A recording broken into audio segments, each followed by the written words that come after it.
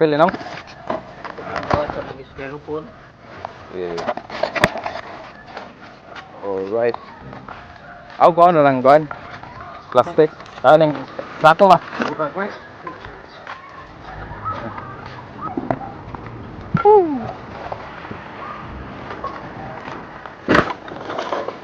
Eh. Asa baligya yung ano? Lantay. May naman ito. Lantay.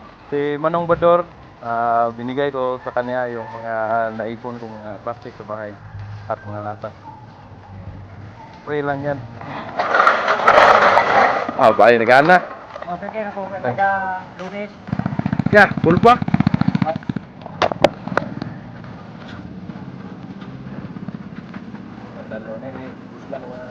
Sige, pwede niya malunay. Mana raw na abay niya. May sakay ako digyan sa kono. Sila pilo dito. So, sa dump site pala sa Dumaguete, merong kan na bumibili ng mga plastic at saka yung mga lata. Asa ram ja kan di panglabay ang basura dia. Asa pag update ko man tulo ka. Tunay di gamang kan. Tigduma ini tigduma. Wak man ko ni dito sa. Paling taas na ng dump site, no? Ikaw dugay na kaya po yo. Oh, wak. Nya, nana nang bundok na siya. Oh, ako tita daw sa kay. Ang basura. Wala mo guna na bahig ng mga basura ikan dire nya.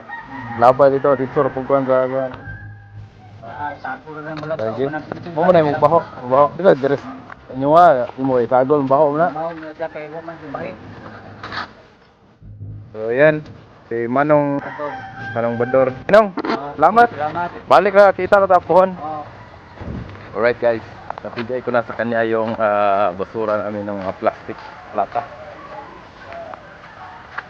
So, kinuha ko lang balik yung sako para malagyan ko naman ng mga plastic. So, every Monday, tumatapon kami dito ng mga basura. So pag nakaipon ako ng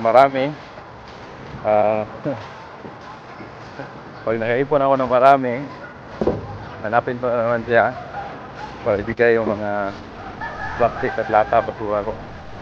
Yung karton, yung styrofoam wala, hindi ko nila binigay. Okay.